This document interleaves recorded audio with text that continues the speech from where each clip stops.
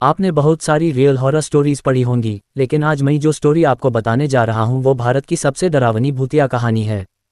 इसे सुनकर आपके भी रोंगटे खड़े हो जाएंगे। तो चलिए इस सच्ची भूतिया कहानी को पढ़ना शुरू करते हैं। करसियांग एक छोटा सा हिल स्टेशन जो दार्जिलिंग में आता है। यहाँ का मौसम 12 महीने सुहाना रहता है जो सैलानियों को अपनी ओर खींचता है। यहाँ का मौसम जितना मनमोहक है उतना ही वहाँ पर हुए हॉन्टेड घटनाएं लोगों को दहशत में रखता है। करसियांग में दो जगह है, एक विक्टोरिया बॉयज स्कूल और उसी से सटा हुआ डाउहिल जंगल।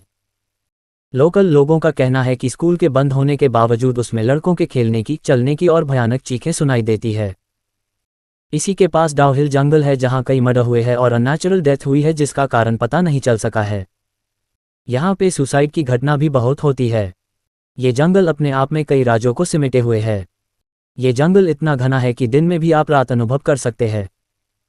यहाँ पे एक रोड है जो डाउहिल जंगल से फॉरेस्ट ऑफिस तक जाती है जिसे डेथ रोड कहा जाता है।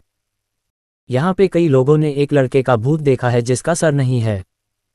एक दिन एनी को डाउहिल के बारे में पता चलता है और वो इंडिया आ जाती है डाउहिल की सच्चाई पता करने।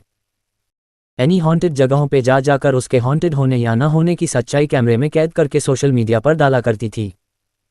एनी अपनी खोज रात को करती थी, लेकिन क्योंकि वो दिन को ही करसियांग पहुंच गई थी तो उसने लोकल लोगों से डाउहिल के बारे में पूछना शुरू कर दिया। एनी ने नोटिस किया कि डाउहिल के बारे में पूछते ही लोगों के चेहरे का रंग उड़ जा रहा है। एक आदमी ने उसे बताया कि वो कभी उस सरकटी लॉस को नहीं देख पाएगी और वो उसे वापस लौट जाने को कहा। ये सब सुनकर एनी होटल चली गई और जैसे ही शाम हुई, एनी निकल पड़ी लोगों के बताए हुए डेथ रोड पर अपनी कैमरा लेकर। अचानक से ठंड बढ़ने लगी।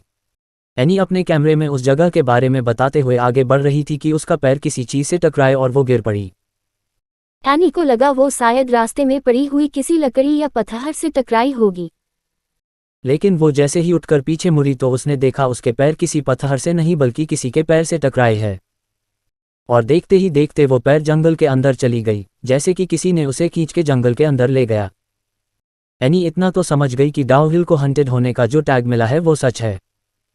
अब एनी को डर लगने लगा था, लेकिन उसकी छानबीन अभी भी पूरी नहीं हुई थी। किसी तरह हिम्मत जुटाकर वो डेथ रोड पर आगे बढ़ती रही। अचानक एनी के सामने से एक बूढ़ी औरत रोड क्रॉस करके जंगल में चली गई।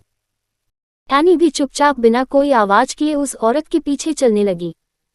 वो सब कैमरे में कैद कर रही थी। चलते चलते उसे ऐसा महसूस हो रहा था कि कोई उसका पीछा कर रहा है। अचानक उसके कानों में आवाज आई, एनी वापस चले जाओ।